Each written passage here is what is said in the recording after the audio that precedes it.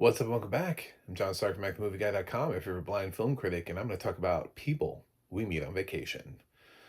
You know, those guys that you meet on vacation. I made a movie about them. Somebody did. The people, anyway.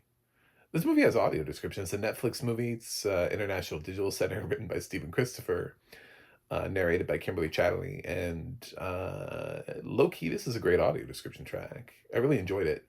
There's some like little things that like happen sort of throughout that just I don't know. I just enjoyed the oddly interesting little asides, like things that I didn't necessarily need to know. Like she opens the fridge one time and it's referred to as being well stocked. Um, there's a character that gets food poisoning and is throwing up. It's in Europe, so she's throwing up into a toilet, but it's next to a bidet. And I was like trying to picture that. I was like, wait a minute. So they have toilets and bidets?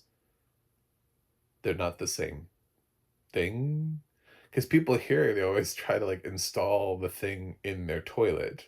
So are we getting it wrong as Americans? I'm down a road now. Uh, this is not where the movie goes. But yeah, there's so many like little things in the movie that I really enjoyed. Like these little, I don't know, these little pieces, these little bits um that were extra. And yeah, it's really easy to get the entrances and exits and to correctly label the people, you know? I mean, those are things we take for granted, but it's often these little things that they have the time to do it. They have a couple extra seconds, so they quickly figure out, they're like, okay, so what's one more visual element that we can bring into the film? And they do it. And I love that. So thank you to Stephen Christopher for writing, once again, another excellent script. And Kimberly sounds excellent on this movie as well. Emily Bader sounds like Zoe Deutsch. If you want to know a blind person's perspective, I spent the whole movie thinking Zoe Deutsch was in this because I didn't check the cast ahead of time. Netflix gave me an advanced screener of it. I knew the movie was coming out. And I was able to screen this, although the embargo on it is cartoonishly short, but whatever. I mean, it's not a bad movie. I don't know why. Anyway, I liked it. Maybe everybody else won't. It's streaming. It's hard to tell. I think there are some channels out there on YouTube that are just like, Netflix movies. Am I right, guys? Like all of them. All of them. Because I've seen those channels. I subscribe to some of those channels. I've called out some of those channels. I call them out when they do that like Netflix eye roll thing, and I'm like, ugh, Netflix, right? I mean, am I right, guys? And I'm like, you know, this was acquired at Sundance. Like, they didn't make this. You're acting like they. Anyway, so this is adapted from a book. Um, in my modicum of research, I saw we're making more movies from this or TV shows out of this author's works, but I don't know who she is yet. But I don't know, anything to stop the never-ending onslaught of Harlan Coben. I don't even know who he is.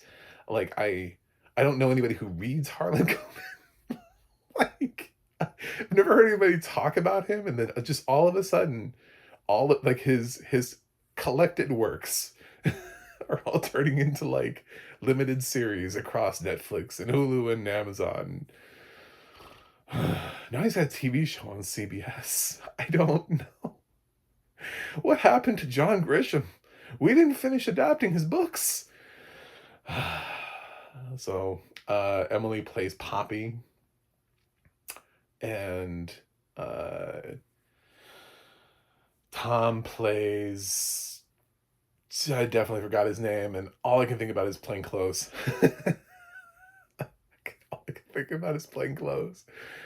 But he absolutely has a name in this, and she's Poppy, and we see it has an interesting narrative structure to it. So this movie's not going to work for people in this day and age. I don't know.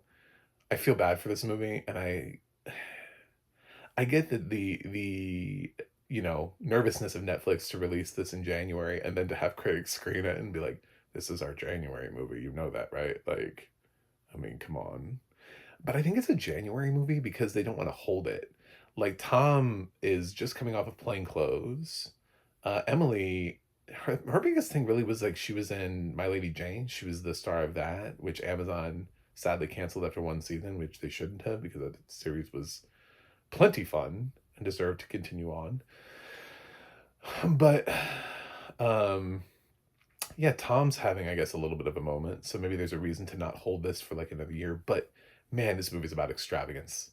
I can't hide that. It's a movie about travel and traveling around the world and getting to see all these extravagant places, which people really are finding a hard time being able to do. People can't pay for anything now, and people are struggling with bills. Um, so it's one of these careers where nobody's gonna be able to uh, relate to it. It's like watching a movie about an influencer, and their problems and being like, oh, I have influencer problems. Eh, like I don't. This is not my job. I actually have to do this and then go have another job because this doesn't do anything for me financially. So, um, but if there was somebody who was, and it was their thing, and that was their job, and then there was like a story about that, I think people would be a little disconnected from it. Like in this day and age, it'd be like, oh, influencer problems. So it doesn't help that when we're introduced to Poppy, she's like, she gets paid to go on vacations and write about them. Like that's her gig. It's the gig that most people would kill for. Like it's the no other choice for Americans. Like if America ever remakes No Other Choice, it's going to be someone killing off other people so that they can be the one person to work at the job in which they get paid to take vacations around the world. So, um yeah, and then we we flash back and we see she's supposed to be going to a wedding for a friend in Barcelona, but there's some complications because her ex is there, and Alex, I remembered his name now, Alex, and she's like, I don't know, what about Alex? And they're like, oh yeah, no, he broke up. So he and Sarah, yeah, he's fine. He knows you're coming. Yeah, so she has to decide whether or not to go based on this, relationship that she had in the past. So of course we're going to flash back and we're going to see how this relationship progressed. And they start off as like polar opposite, like like to an extreme limit. Like the kind of I feel like they could have the kind of conversation that just went on where it was just like, I like fire, you like ice. I like coffee, you like tea. Like it's just like anything that I like, you like the other thing, the opposite of it. Um, to prove that they have like literally nothing in common. Their personality types are aggressively different. Poppy is like bright, vivacious. She won't shut up. Fun, that kind of thing. And they make him such a stick in the mud in the beginning. He's just like, you know, like a straight-laced guy. He loosens up more as the film goes on, but she's always the more bubbly one, the more cheerful. And yeah, eventually, so they're the reason why they know each other is because they come from the same town, and they both got accepted to Boston College. So somehow they got connected for carpooling purposes so they could drive their stuff to college. So they're both headed off to Boston together. So they're on this car ride. It's his car, not hers.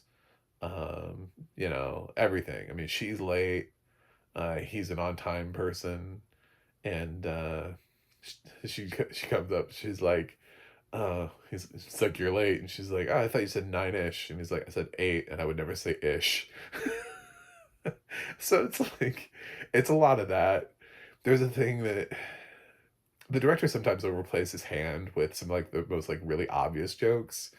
Um, like the thing with the burrito, it's towards the beginning of the film, so it's not like a huge spoiler. I'll just say the most predictable thing ever. It would have been more predictable if you hadn't done anything with it. Like if you that I would have cheered, I would have stood up and been like, "Thank you. Thank you for bucking the trend here on so I can kind of get why people are going to be like, "Oh, it's so much like there's so many other romantic comedies out there that are just like this." And it's like I liked it though. I mean, Emily Bader is just she's she's got so much personality and life to her that is just I mean, I remember liking My Lady Jane, but I've kind of forgotten it because it was like a one season wonder and it kind of went to the back of my brain. But this, like I said, I was picturing Zoe Deutsch, which is not a bad thing.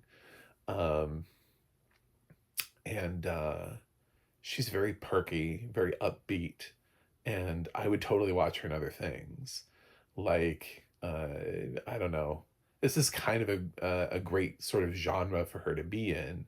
She handles the film gets a little bit dramatic at times. She handles that weight pretty well. Tom really liked him in Plain Clothes, and I thought that was a solid performance.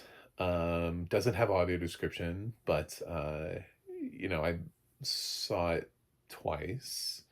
Um, and for my LGBTQ consideration. And yeah, it's a different role for him. Uh, Not just because he's playing straight, but because um, he's more self-assured here. His character in Plain Clothes has to be confused by nature of it, and then here he seems to know more of what he wants, and he just doesn't want to be distracted by Poppy. But of course, the film progresses, and then so they end up taking these vacations together. We catch up with them like after college or whatever, and they she I guess she gets the job and takes him on vacation with her. So yeah, nobody's gonna relate to this. This is like 2026. It's like people having a hard time like traveling or travel bans, like going to certain countries and passports and where can you go and be American? And it's one of those things where it's just timing. But I still hope people enjoy the movie because it's not the movie's fault. This is one of those things where some movies benefited and audiences drew closer to them because of the interpretation of the messaging, which is why people won't shut up about one battle after another, which is a very good movie, but I don't think it's necessarily at Messiah level of film, but it feels like it is because it released within the confines of sort of what it's talking about. But it would have anyway. The political landscape, everything is was going to shape in and around it regardless.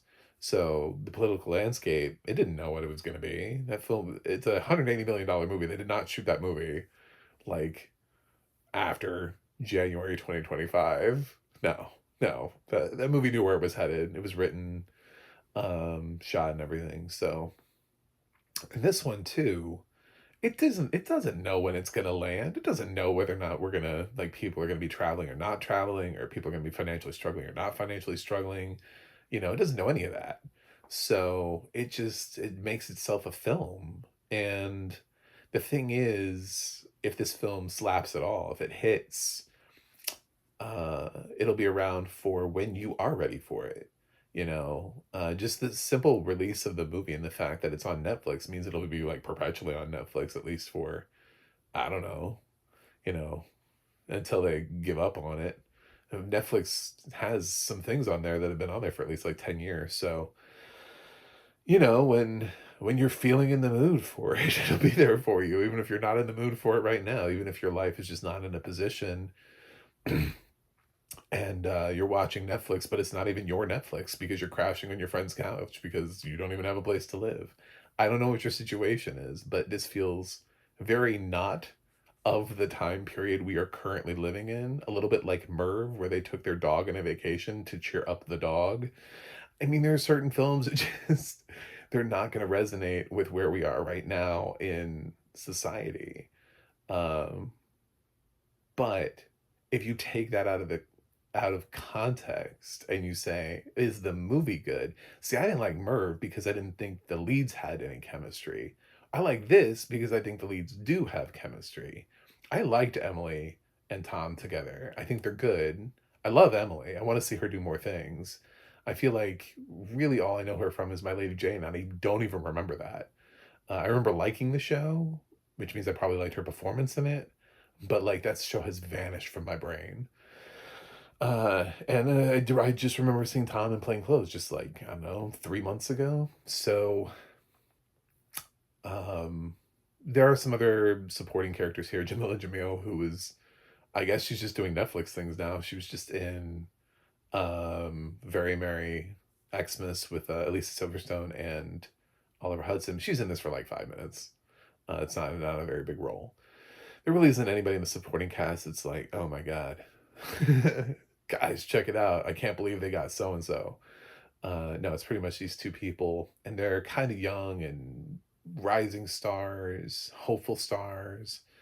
I hope this does better for them. It's a January 9th Netflix release, so uh, but it's good. Yes, there are some things that are kind of obvious, and they kind of fall into some pretty typical romantic comedy tropes. I'm not going to say like bucks trends or reinvents the genre. It doesn't.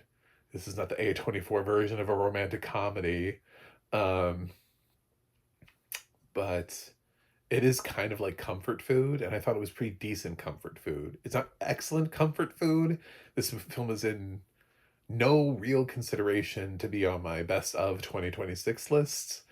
And I can say that I have only seen a handful of 2026 movies, and I can say that. You know, like, I just feel like trajectorily, but if Netflix announced we're giving Emily Bader a series, I'd be really excited. I'd be like, yeah, I want to see her do kind of a Sex in the City, Emily in Paris type thing. I want to see her anchor her own show. I feel like she's endlessly entertaining. I loved her, thought she was great, and I would love to see her in kind of another comedy, like a comedy show like that.